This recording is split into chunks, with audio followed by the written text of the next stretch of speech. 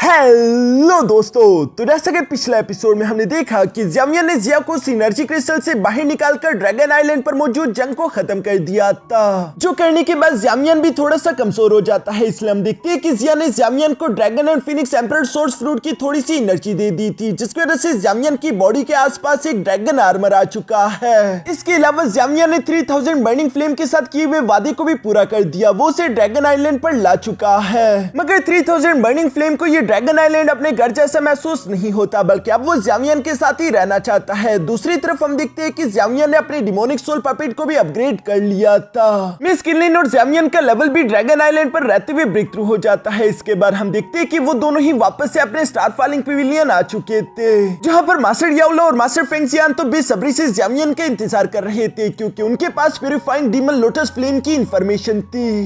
अब आगे तो नेक्स्ट एपिसोड की शुरुआत यहाँ पर बिल्कुल उसी सीन से शुरू होती है, जहाँ पर हम देखते हैं कि मास्टर याओलो ज़ावियर को देखकर खुश होते हुए कहते हैं कि तुम बिल्कुल सही समय पर वापस आए, क्योंकि मेरे पास तुम्हारे लिए खुशखबरी है प्यूरिफाइंग डीमन लोटस फ्लेम के बारे में। ये सुनकर तो ज़ावियर भी खुश हो गया और वो एक्साइटेड होकर सवाल करते हुए कहता है कि इसका मतलब कि आपको प्यूरिफाइंग डीमन लोटस फ्लेम के मैप का आखिरी टुकड़ा मिल चुका है। जो सुनकर तो मास्टर याओलो ज़ावियर से कहते हैं कि शांत हो जा मेरे बेलगाम घोड़े, ये काम इतना भी आसान नहीं। मुझे सिर्फ ये मालूम हुआ है कि प्यूरिफाइंग डीमन लोटस फ्लेम के मैप का वो आखिरी टुकड़ा कहां पर मिलेगा। उस जगह का नाम है स्पेशल स्पेटियल ट्रेड फेयर। ये सुनकर तो ज़ावियर भी हैरान होते हुए कहता है कि आखिर ये स्पेशल स्पेटियल ट्रेड फेयर क्या है। इस पर मास्टर याओलो ज़ावियर को जवाब देते हुए कहता है कि तुम इसे किसी ऑक्शन की तरह समझ सकते हो, जहां पर रेयर ट्रेजर की खरीदो फरोख्त होती है। लेकिन ये स्पेशल स्पेटियल ट्रेड फेयर कोई नॉर्मल जगह नहीं, वहां पर डोकी कॉन्टिनेंट के सिर्फ टॉप एक्सपर्ट ही हिस्सा लेने जा सकते हैं। ये सुनकर ज़ावियर मास्टर याओलो से सवाल करते हुए पूछता है, तो बताइए कि आखिर ये स्पेशल स्पेटियल ट्रेड फेयर कब शुरू होगा। इस पर मास्टर याओलो ने जवाब दिया कि ये ऑक्शन कई सालों में सिर्फ एक ही बार होता है और ये 1 साल से पहले शुरू हो जाएगा।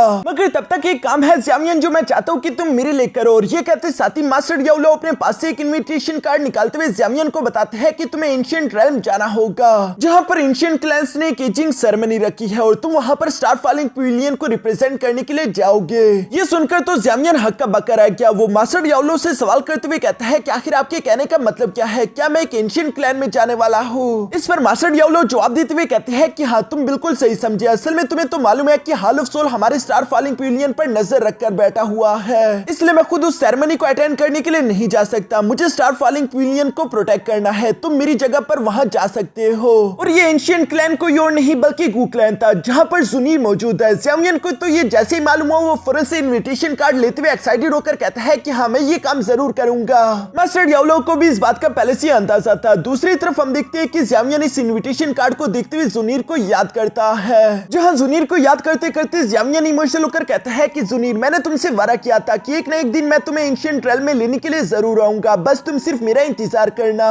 मास्टर याओलो भी ज़ावियर के चेहरे पर इस खुशी को देखते हुए पहचान गए थे कि वो क्या सोच रहा है। दूसरी तरफ हम देखते हैं कि मास्टर फेंगजियान सामने की तरफ आकर ज़ावियर से कहता है कि बेशक अब ज़ियाओ फैमिली पूरी तरीके से डिक्लाइन हो चुकी है, लेकिन फिर भी इस तरह के मौके बार बार नहीं आते जहाँ आटो के आटो मेजर एंशिएंट फैमिलीज इकट्ठा हो। ज़ावियर, तुमने ऑलरेडी अपनी स्ट्रेंथ को काफी ज्यादा इंप्रूव कर लिया है, इसलिए मुझे पूरा यकीन है कि तुम उस सेरेमनी में बाकी के साथ एंशिएंट फैमिलीज के साथ आंखें से आंखें मिलाकर बात कर सकोगे। ये सुनकर तो ज़ावियर हैरान हो गया, उसे कुछ भी समझ नहीं आया और वो हैरानगी के साथ सवाल करते हुए कहता है कि आखिर आप किन एंशिएंट फैमिलीज के बारे में बात कर रहे हो। इस पर मास्टर याओलो ज़ावियर को समझाने लगा कि एंशिएंट रेल्म में टोटल 8 मेजर एंशिएंट क्लैंस हुआ करते थे, जिनके नाम है Hun clan, Yan clan, Gu clan, Yao clan, Shi clan, Li clan, Xiao clan और लिंग क्लैन। ये सारे के सारे एंशिएंट क्लैंस बहुत ही ज्यादा पावरफुल हुआ करते थे, क्योंकि हर एक क्लैन के पास डोडी लेवल का कल्टीवेटर हुआ करता था। इसी डोडी ब्लड लाइन की वजह से ये आटो के आटो मेजर एंशिएंट क्लैंस बहुत ही ज्यादा मशहूर थे। लेकिन अफसोस के साथ कहना पड़ रहा है कि ज़ियाओ क्लैन ने अपनी डोडी ब्लड लाइन को धीरे धीरे करके खो दिया, या फिर ऐसा कहो कि ज़ियाओ जुआन के जाने के बाद ज़ियाओ क्लैन की डोडी ब्लड लाइन कमजोर होने लगी। ज़ियाओ जुआन ने ज़ियाओ क्लैन की डिक्लाइन को रोकने की अपनी पूरी कोशिश की, लेकिन वो किस्मत से जीत नहीं पाया। जो सब सुनकर तो ज़ावियर को काफी सारा बुरा लग रहा था। वो कहता है कि मेरे ज़ियाओ क्लैन को बचाने के लिए एंसेस्टर्स ने कितनी बड़ी बड़ी कुर्बानियां दी है, मैं इस बात को कभी नहीं भुला सकता। फिर ज़ावियर एक लंबी सांस लेते हुए कहता है कि अब अफसोस करने का कोई फायदा नहीं, क्योंकि जो हो चुका वो हो चुका है। अगर इस वक्त भी मेरा ज़ियाओ क्लैन डोडी ब्लड लाइन के साथ होता तो ये अच्छी बात होती, लेकिन अब अफसोस करने से कुछ नहीं होगा। उल्टा आज मैं जिस मकाम पर पहुंचा हूँ और यहाँ तक की जो जर्नी है वो मुझे सिर्फ इसी वजह से मिल पाई। अपनी इस मंजिल तक पहुंचने के लिए रास्ते में कई सारे लोगों ने मेरा साथ दिया और मैं उनका दिल से शुक्रगुजार हूँ। मैं इस सफर में कई अच्छे लोगों से मिला जिन्होंने अंधेरे में मेरा साथ दिया, कईयों ने तो बहुत कुछ मेरे लिए सैक्रिफाइस कर दिया। मैं हर उस इंसान का शुक्रिया अदा करना चाहता हूँ जिसने यहाँ तक पहुंचने में मेरी मदद की। ये सब कहते हुए ज़ामियन ज़ुनीर, Queen Medusa, poison girl, even की यहाँ पर आइस एम्परर को याद कर रहा था। साथ ही साथ ज़ामियन याद करता है कि उसने यहाँ तक पहुंचने के लिए कितनी सारी मुश्किलें बर्दाश्त करी और यही चीजें तो आज के दिन ज़ामियन को खास बनाती है, क्योंकि अगर ये मुश्किलों बड़ा एक्सपीरियंस ज़ामियन के पास ना होता तो वो शायद खुद को कभी भी इतना ताकतवर ना बना पाता। इन सब चीजों के बारे में ज़ामियन भी अच्छे से जानता है, इसलिए वो मोटिवेट होकर पीछे की तरफ पलटते हुए कहता है कि चाहे हमारे पास अब डोडी ब्लड लाइन हो या नहीं हो, लेकिन मैं एक बात जरूर जानता हूँ कि मेरा ज़्याओ क्लैन दोबारा से आसमान की ऊंचाइयों को जरूर छुएगा। यहाँ ज़ामियन को इस तरह से कॉन्फिडेंट देखकर तो मास्टर डियाब्लो को भी काफी अच्छा लगा और वो आगे की तरफ बढ़ते हुए ज़ामियन को शाबाशी देकर कहते हैं कि हाँ, तुमने बिल्कुल सही कहा। तुम में जब तक हिम्मत और बहादुरी है, मुझे पूरी यकीन है कि किस्मत खुद तुम्हारे सामने घुटने टेकेगी। वो इंसान जो कि पछतावा नहीं करते और लगातार हिम्मत करते हुए खुद को इंप्रूव करके आगे की तरफ बढ़ते रहते हैं, वो कभी भी नाकाम नहीं होते और किस्मत भी हमेशा ऐसे ही लोगों का साथ देती है। यहाँ पर मास्टर डियाब्लो इसी तरह की बातें कर रहे थे, तभी अचानक मास्टर फेंग ज़ियान धीरे से आगे की तरफ बढ़ते हुए कहते हैं कि सच में तुम दोनों की बातें सुनकर कोई भी बता देगा कि क्यों तुम दोनों एक दूसरे के मास्टर और डिसाइपल बनने की काबिल हो। साथ ही साथ मास्टर फेंग ज़ियान यहाँ पर ज़ामियन की तरफ देखते हुए कहता है कि वैसे ज़ामियन, क्या तुम्हें मालूम है कि तुम्हारे टीचर मास्टर डियाब्लो भी उन्हीं में से एक एंशिएंट क्लैन से बिलोंग करते थे। जो सुनकर तो ज़ामियन सरप्राइज हो गया और वो मास्टर डियाब्लो से सवाल करते हुए कहता है कि क्या ये बात सच है। इस पर मास्टर डियाब्लो मुस्कुराकर जवाब देते हुए कहते हैं कि हाँ, मैं पास्ट में याओ क्लैन से बिलोंग करता था, जो कि इन्हीं 8 मेजर एंशिएंट क्लैन्स में से एक है और वो मेडिसिन बनाने में एक्सपर्ट थे, लेकिन उन्हें मैं सबसे ज्यादा कमजोर लगा, इसलिए याओ क्लैन ने मुझे निकाल दिया था। ये सुनकर तो ज़ामियन और भी ज्यादा शौक होते हुए कहता है कि क्या आपको निकाल दिया। इस पर मास्टर डियाब्लो जवाब देते हुए कहते हैं कि हाँ, ये बहुत ही पुरानी बात है, अगर फ्यूचर में मुझे कभी मौका मिला तो मैं तुम्हें और ज्यादा डिटेल में ये कहानी सुनाऊंगा, मगर अभी के लिए मैं तुम्हें बताना चाहता हूँ कि मैंने पॉइजन गर्ल को एंशिएंट टॉम में भेजा हुआ था, जहाँ पर वो अपनी कैस्ट्रोफी पॉइजन बॉडी को कंट्रोल करने के मेथड को पूरी तरीके से सीख सके। अब इस काम में ज्यादा टाइम नहीं बचा, मैं चाहता हूँ कि जैसे ही पॉइजन गर्ल वापस आए तुम उसे लेकर एंशिएंट रैल्म की तरफ रवाना हो जाओ। जिस पर ज़ामियन भी जवाब देते हुए कहता है कि ठीक है, जैसा आपका हुक्म। और इसके बाद हम देखते हैं कि ज़ामियन ने एक सोल टेक्निक को सीखना शुरू कर दिया था, जिसे सीखते सीखते ज़ामियन कहता है कि ये ग्रेट ये सोल टेक्निक तो वाकई में कमाल की है। तभी अचानक उसे पीछे से पॉइजन गर्ल की एनर्जी महसूस हुई, जिसे महसूस करने के बाद ज़ामियन खुश होते हुए कहता है कि आखिरकार वो वापस आ चुकी है। ये सब सोचते हुए ज़ामियन फौरन भागता भागता रूम से बाहर आ गया, जहाँ पर हम लोगों को पॉइजन गर्ल देखने को मिलती है। वो धीरे धीरे हवा पर चलती हुई आ रही थी। साथ ही साथ हम देखते हैं कि पॉइजन गर्ल तो पूरी तरीके से ट्रांसफॉर्म हो चुकी थी। इवन की पहली नजर में तो ज़ामियन भी धोखा खा गया था। दूसरी तरफ हम देखते हैं कि पॉइजन गर्ल तेजी के साथ मूव करते हुए ज़ामियन के सामने आकर कहती है कि ज़ामियन, क्या तुमने मुझे पहचाना?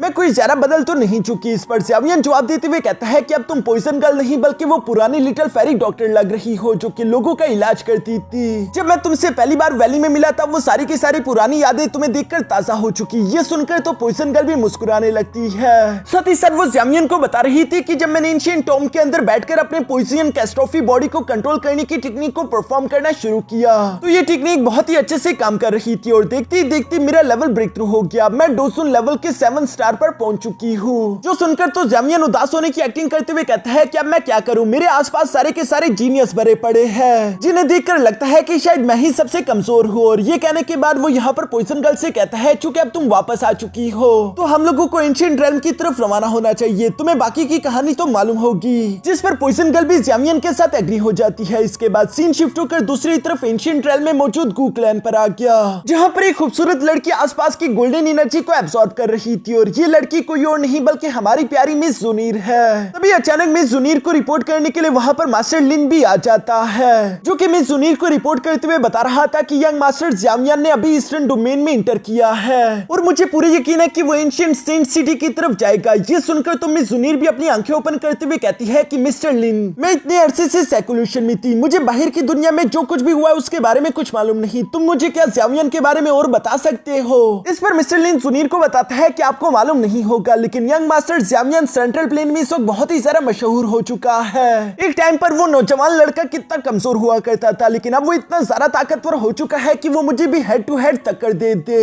ये सुनकर तो मिस ज़ुनीर भी ब्लश करने लगी और वो खुश होते हुए कहती है कि हाँ, ज़ामियन है ही कमाल का लड़का। दूसरी तरफ मिस्टर लिन ये देखकर अपने मन में कहता है कि ज़ामियन, पता नहीं तुमने आखिर ज़ुनीर को कौन सा प्यार का पानी पिला दिया है। मिस जुनीर जो भी करती है वो हमेशा तुम्हारे लिए करती है, ऐसा लगता है कि वो तुम्हारे लिए पूरी दुनिया से लड़ पड़ेगी। यही सब सोचते हुए मिस्टर लिन यहाँ पर जुनीर से कहता है कि मैम आपको मालूम है कि आपने पिछली बार क्लैन में क्या काम किया था, उसी चीज की वजह से मुझे लगता है कि इस बार एंशिएंट रेल्म में ज़ामियन को कई सारी मुश्किलों का सामना करना पड़ सकता है। जो सुनकर दूसरी तरफ मिस जुनीर भी याद करने लगी कि जब वो वापस अपने गू क्लैन आई थी तो यहाँ पर वो अपने सारे के सारे एल्डर्स के सामने हॉल में खड़ी थी और उनमें से एक सीनियर एल्डर यहाँ पर जुनीर से कह रहा था कि तुम हमारी गू क्लैन की एक महान प्रिंसेस हो, तुम्हें ज़ामियन जैसे एक मामूली ज़्याओ क्लैन के लड़के से प्यार नहीं करना चाहिए। इवन कि दूसरा सीनियर एल्डर भी बिल्कुल इसी तरह की बातें करते हुए कह रहा था कि ज़्याओ क्लैन अब अपना डोडी ब्लड लाइन खो चुका है, उनके डिक्लाइन के बाद अब उनसे कोई उम्मीद नहीं की जा सकती। बाकी के एल्डर्स भी इसी तरह की बातें कर रहे थे कि ये तो अब शर्म की बात है, हम लोगों को ज़्याओ क्लैन को मेंशन भी नहीं करना चाहिए, वो अब सिर्फ नकारा और वेस्ट लोग हैं। इवन कि एक एल्डर ने तो यहाँ पर अनाउंस कर दिया था कि क्यों ना हम उस लड़के ज़ामियन को मारकर ये कहानी यहीं पर खत्म कर दे। मगर जब जुनीर ने ये अल्फाज सुने तो वो गुस्से से पागल हो गई। वो गोल्डन एनर्जी अनलीश करते हुए यहाँ हवा में फ्लोट करने लगी। साथ ही साथ वो उन एल्डर्स को धमकी देते हुए कहती है कि तुम लोगों को इस बात की फिक्र नहीं करनी चाहिए कि मैं क्या डिसीजन लेने वाली हूँ और क्या नहीं। जहाँ तक ज़ामियन की बात है तो ज़ामियन में इतनी काबिलियत है कि वो तुम सबको पीछे छोड़ दे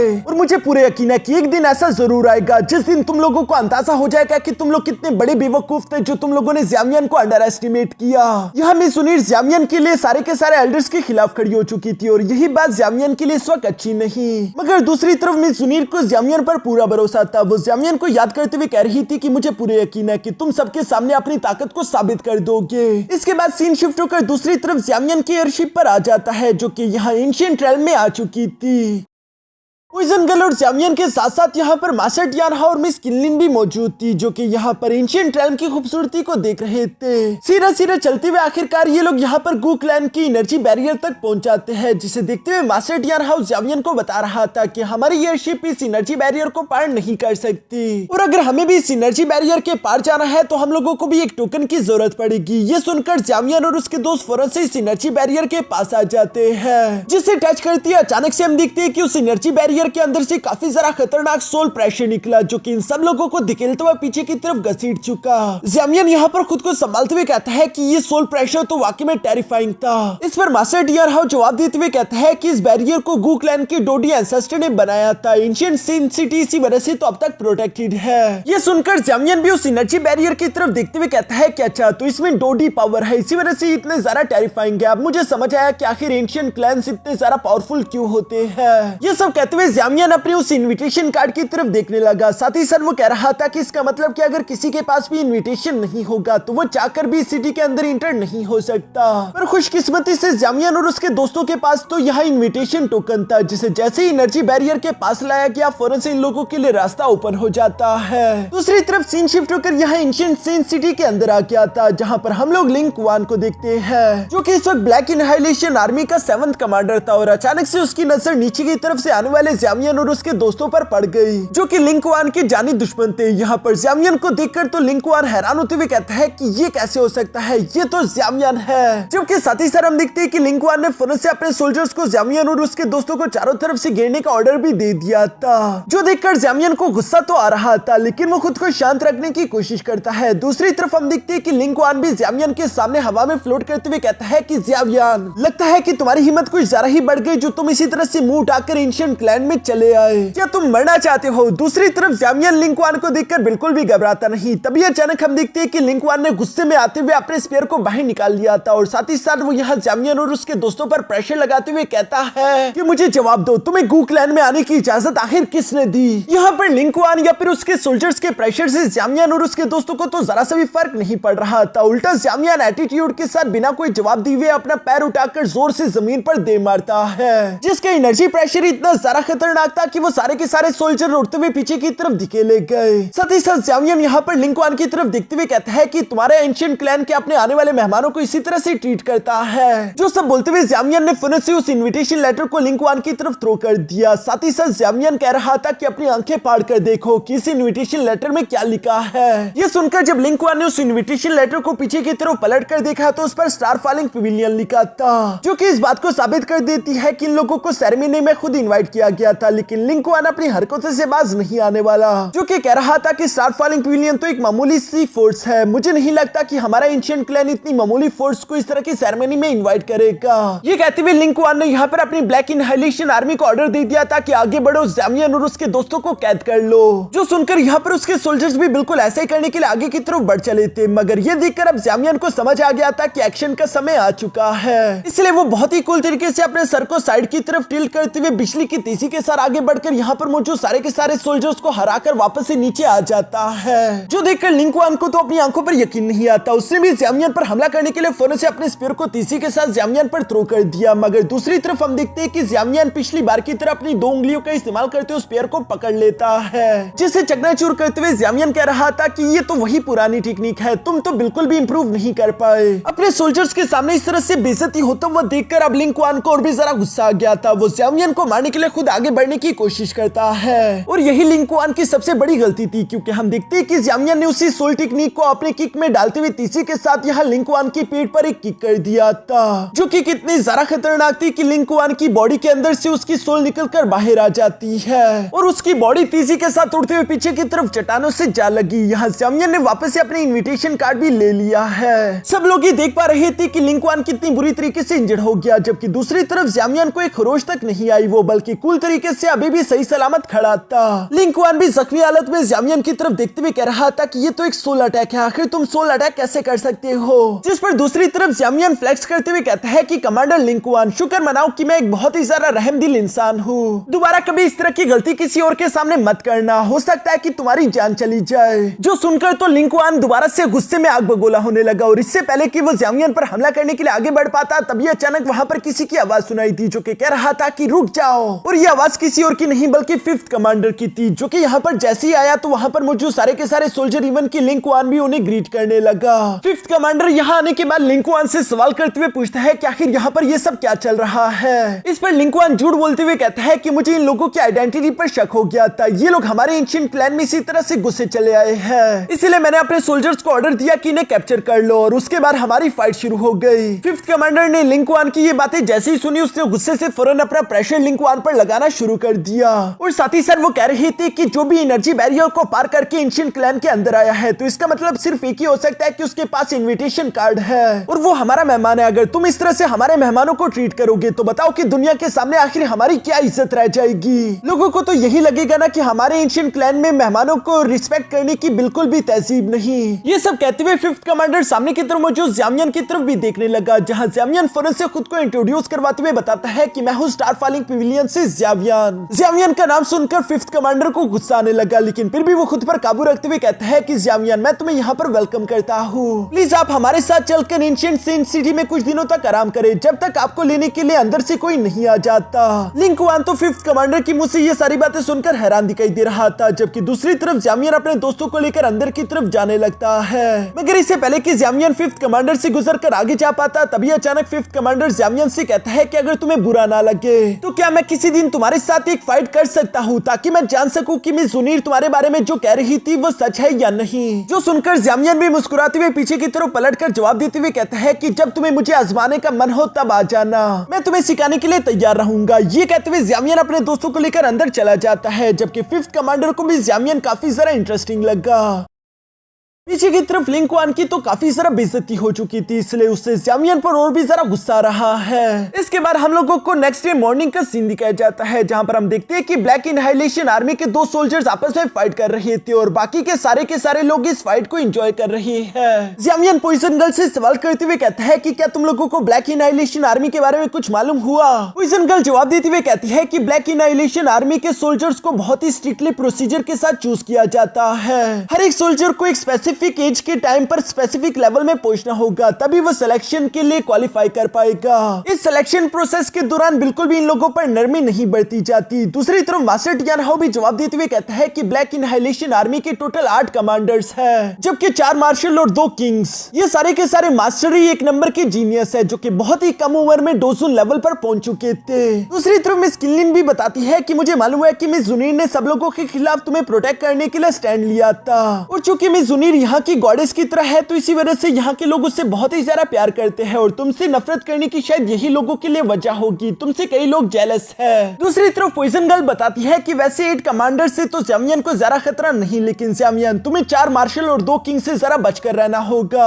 यहाँ पर पॉइजन गर्ल अभी ये सब कह रही थी, तभी अचानक सीन शिफ्ट होकर दूसरी तरफ 5th कमांडर लिंग वान और साथ ही साथ 3rd कमांडर यांग हाओ पर आ जाता है। जहाँ पर हमें देखने को मिलता है कि 3rd कमांडर यांग हाओ को भी ज़ावियन पर गुस्सा रहा था, क्योंकि लिंग वान ने यांग हाओ को बताया था कि इस लड़के में बिल्कुल भी स्किल नहीं है। एटलीस्ट ये हमसे ज्यादा बेहतर तो नहीं, लेकिन मुझे समझ नहीं आ रहा कि आखिर मिस जुनीर इसे इतना ज्यादा एडमायर क्यों करती है। इस पर यांग हाओ जवाब देते हुए कहता है, तो फिर क्यों ना मिस जुनीर के लिए यहाँ पर ज़ावियन को हरा दिया जाए ताकि मिस जुनीर हमें रिस्पेक्ट करे। 5th कमांडर यहाँ 3rd कमांडर यांग हाओ को समझाने की कोशिश करता है कि वो हमारा मेहमान है, तो तुम्हें उसे तंग नहीं करना चाहिए। लेकिन यांग हाओ जवाब देते हुए कहता है कि फिक्र मत करो, मैं सब कुछ रूल्स के अंडर रहते हुए करूंगा। यहाँ यांग हाओ के ये सब कहने के बाद सीन शिफ्ट होकर दूसरी तरफ नीचे अरीना में आ गया था, जहाँ पर ब्लैक इनहाइलेशन आर्मी के वो 2 सोल्जर आपस में फाइट कर रहे थे और थोड़ी देर की जबरदस्त फाइट के बाद आखिरकार ये जंग खत्म हो गई। एक सोल्जर जीत चुका था। तभी अचानक होस्ट ने सब लोगों के सामने अनाउंसमेंट कर दी थी कि नेक्स्ट मैच के लिए मैं यहाँ पर ब्लैक आर्मी के 3rd कमांडर यांग हाओ को बुलाना चाहता हूँ, जो कि मुकाबला करेंगे अल्केमिस्ट कंपटीशन के चैंपियन ज़ावियन के साथ। जो सुनकर ज़ावियन भी शौक हो जाता है। दूसरी तरफ नीचे हम देखते हैं कि 3rd कमांडर यांग हाओ अरीना में आने के बाद कहता है कि ज़ावियन, मैंने तुम्हारी रेपुटेशन के बारे में बहुत कुछ सुना है, क्यों ना तुम नीचे आकर मुझे भी थोड़ा बहुत सिखा दो। तुम्हारे साथ एक फाइट लड़कर मुझे यकीनन काफी कुछ सीखने को मिलेगा। ये सुनकर दूसरी तरफ ज़ावियन मुस्कुराते हुए कहता है कि अभी तक मैं यहाँ पर आया नहीं और इन लोगों ने ऑलरेडी मेरे लिए जाल बिछाना शुरू कर दिया। मगर दूसरी तरफ ज़ावियन को कहाँ किसी से डर लगता है। और इसी के साथ हमारा ये एपिसोड यहीं पर खत्म हो गया।